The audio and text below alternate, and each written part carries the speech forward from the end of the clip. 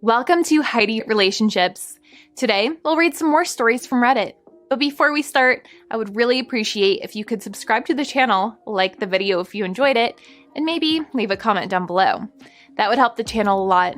Thank you very much in advance. The first one is titled, I Ada for missing the birth of my first child so a mate could spend time with her dying grandfather? This is a horrible situation and I need to know if my wife is justified. My wife gave birth to our first baby 3 days ago. We've had a rough few years with 2 miscarriages and a stillbirth at 37 weeks. So, my wife was terrified this whole pregnancy. I am a firefighter and was on duty when my wife went into labor. Her doctor said that it would likely be a while, so I decided to stay at the base for a little longer because it is about mayhem and we're never enough people anyway. Then one of my mates gets a call that her grandfather had a heart attack and will probably not make it. Obviously, she was devastated. Things got really hectic. We got called out to another fire and our captain said one of us could go but not both.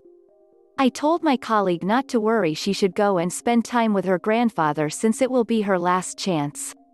So, I had to go out and missed the birth of my child. I got there 2 hours after my girl was born. I felt horrible and apologized profusely to my wife, but she just yelled at me, said I let her down in the scariest moment of her life and then told me to leave. So, I left and waited in the hallway. It's been 3 days and she refused to say anything apart from the bare minimum related to the baby. They can leave tomorrow, and she's informed me that she was going to stay with her sister who recently had a baby too until she knows what to do about our relationship or what's left of it. I understand that it must have been scary for her, but my reasoning is that only one of us could leave and I will have a whole life to be with my child, whereas my mate only had a few hours with her loved one left. A user in the comments said, YTA. Your wife had a stillbirth at 37 weeks. Being in labor again would have been 10 times scarier for her compared to most, and labor is terrifying already, to anyone. You chose your friend over her when she needed you more than she probably ever has. Another user said, is this the hill you're willing to die on? Is it seriously worth throwing your relationship away to justify your actions? Stop making excuses and apologize, grovel, ask how to make it better. Apologize more. You left your wife alone in one of the scariest moments of her life. She gave birth to a stillborn baby. A baby she felt move and kick, a baby she had to deliver. You don't think that was on her mind every single second she was in labor? Did you think about the fear she faced at that moment only to be abandoned by you when she needed you? You prioritized a mate over your wife and you're still trying to justify it. You're so far beyond YTA, I don't even know what to call you. If she doesn't take you back, you deserve it. If she does take you back, you darn well better be grateful that you have an amazing wife who loves you more than you can fathom. She needed her partner, her husband, the father of her child, and this is what she will remember. The next one is titled, Update I Ada for missing the birth of my first child so a mate could be with her dying grandfather? Lots of you wanted an update on my last post. It's nothing spectacular, so don't get your hopes up too much. Many of you said how it wasn't about being there for the baby but that I should have been there for my wife. You were absolutely right. I acknowledged my mistakes and apologized to my wife. I suggested we get therapy and she agreed. We're all back home together now and have been for a while. Things are good for us and we're happy with our little family. For those of you who suspected that I cheated with my workmate, you were wrong. I may have been an arsehole in how I dealt with my wife giving birth, but I would never cheat. I love my wife very much and I'm happy she's given me another chance and intend on being the best husband and dad that my family could wish for. The next one is titled, Revenge is a dish best served soiled. This is the story about how I found out my girlfriend of over 3 years was cheating on me, and how I went about getting my revenge. This happened over a year ago, so it's been good to get it all down, been thinking about it for a while. Certainly, feels cathartic and I've tried to make it as entertaining as possible, thanks in advance for reading. I suppose firstly I should start by telling you how I met my girlfriend and what she came to mean to me. I first met Sarah at a yoga class in the summer of 2016. Never in my life did I think I would see myself going to something like that. The silly spandex, the holier-than-thou attitude, the way everyone talked to each other like they were ducking high. It's not something I ever imagined myself doing, but when I hurt my back after falling from a first-floor roof at work, I decided to give it a shot on the recommendation of my back masseuse and found a hall in my city doing beginner yoga classes. When the day to go came and I walked through the door, I instantly stuck out like a sore thumb. Everyone was standing around talking, dressed to the nines in their best yoga gear, while I sauntered in wearing bog-standard shorts and t-shirt, looking like someone from a cowboy flick walking onto a sci-fi movie set. I immediately wanted to about turn and leave, of course, but the woman doing the class seen the look of pure terror in my eyes and came up to me and said hello. I told her why I was there, and that I didn't feel very comfortable, but she insisted that I should give it a try, as she thought it would help my back problems, and if not, well, no harm no foul. I felt better at that point, and thought, duck it, might as well try and get my money's worth, even if I do end up looking like a diseased pretzel. It was then that I looked across the room and seen the same look of terror that I had no doubt been portraying. That was Sarah. She had not long found out she had scoliosis, after years of been misdiagnosed, and told that it was all in her head among other things. She was there with her mother, who was with her for emotional support and to see how she got on. After seeing her, I instinctively gravitated towards her in the same way that a drowning person gravitates towards a life ring thrown at them. After the yoga instructor had a chat with her, she shouted me over and said that it was Sarah's first time too, so maybe we should sit next to one another and give each other a bit of support. I said that was cool with me, and she also smiled and nodded, so I walked over. We hit it off right away. My emotions went from a bit of embarrassment to serious amusement as we both attempted to fit in with the rest of the class. After the class was over, we were still talking away and I felt a genuine connection and butterflies in my stomach, and as we said goodbye, we caught each other's gaze and she smiled at me with a purity that for the first time in my life made me feel weak at the knees. I wouldn't have gone back in a million years had I not met her, but I decided to go the next week, and when I walked in the door, I got those butterflies in my stomach again and was hoping to see her face. But she wasn't there. As I was sitting there, I felt this feeling of pure dread and was sat thinking, what the duck am I even doing here? I felt this sadness that was hard to describe. It kinda reminded me of when I went to this holiday caravan park when I was about 12 with my gran and cousins, and there was this big center with pool tables and amusements and all that stuff. I remember seeing this girl there every night for a week and I instantly fell in love with her.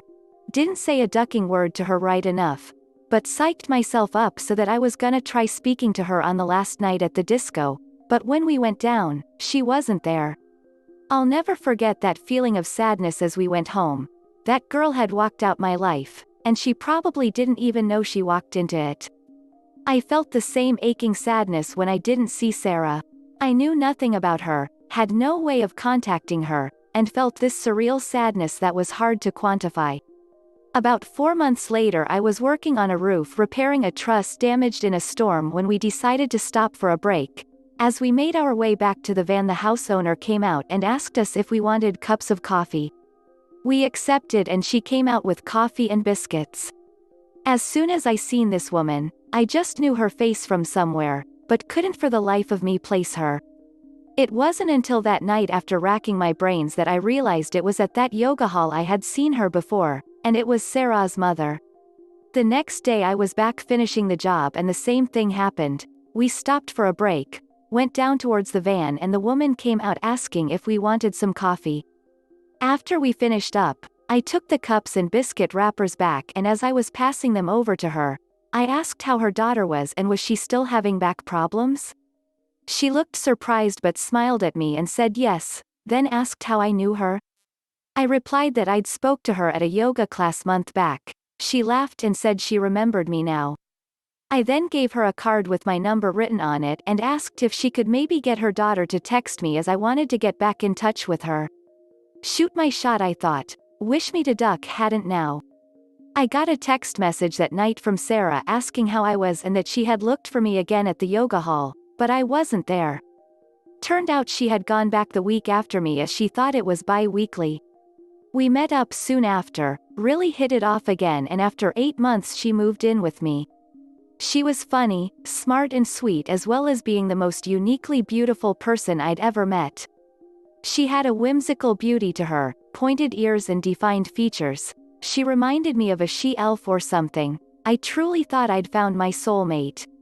She had moved into my home and everything was going great guns. She was on disability and got personal independence payments, and was getting steroid injections for her scoliosis, which along with painkillers and exercises were keeping her pain at bay. We would alternate the cooking, while she done the cleaning, and took care of our cat Mitzi. I was also making good money, so we were in a comfortable position financially. When I got back from work, we'd always be doing things like going out walks or the like, just always in each other's company. It was at this point I was seriously contemplating proposing to her. Things changed around Halloween 2019. Our sex life was always very active, but there were times when she occasionally wasn't up to it, and I was fine with that. We'd work around positions that were comfortable for her due to her back problems, but I'd say in general, she had a high sex drive. Well, around October she started complaining a lot about her back hurting more, especially just before the times we'd usually go to bed together. Anytime we did have sex after that, it wasn't passionate or intense, it felt like we were going through the motions. She started complaining while we were in the middle of it, so at that point I'd stop, of course. I started feeling really sexually frustrated, but I was positive that it was just a blip, and that we'd get through it together. Thing is, she seemed fine in other aspects of her life, she seemed happy. The first real red flag for me came in December when she completely stopped showing me affection. She just became cold towards me. She seemed repulsed when I put my arms round her or tried to take her hand. She was the one who was so touchy-feely, hands in hair, constant reaffirming touches, kisses and cuddles. When we'd sit on the couch, she'd basically be on top of me. That all completely stopped. Didn't for Mitzi though. Yes, that's right, I ended up jealous of our cat. At this point we were in the new year and I suspected her of cheating. She had become downright hostile towards me. I started trying to up my workload around the house, but nothing was good enough. I ended up constantly being belittled and walking on eggshells, couldn't do right for wrong, and was starting to become a humorless shell of my witty former self. One night I got a hold of her phone and looked through it. Nothing. Dot was clean as a whistle. Weren't even any messages from her friends or her mother, which I found weird. Was then that my friend told me that if we were on the same plan then I could check on the carrier's website and see all the activity from her phone. We were on the same plan, and I paid for her phone. That night I logged into my BT account, navigated to mobile, then her number, started to sift through, and there it was. Thousands of texts and calls to this one specific number. It had started 6 months previous, and it had dates, times and how long the calls were. She'd be speaking to and texting this person for hours and hours while I was at work, deleting everything before I got home, then going cold turkey when I got back. I googled the number and up came a local garage, one where she had got her car fixed previously. I remembered it taking a while for it to get fixed and her complaining about it a lot. The whole thing was a long drawn-out affair, in more ways than one apparently.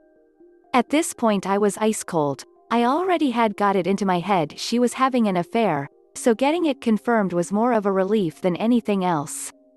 I wanted to catch her in the act, rather than have her attempt to gaslight me and squirm out of the circumstantial, so I found out everything I could about this guy.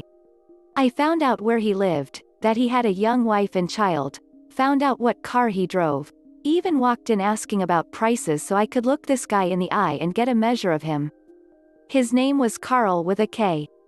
I knew the affair was physical for lots of reasons, but the fact that their phone calls and texts stopped dead from 1 to 2 each day said to me that was the time they were meeting up.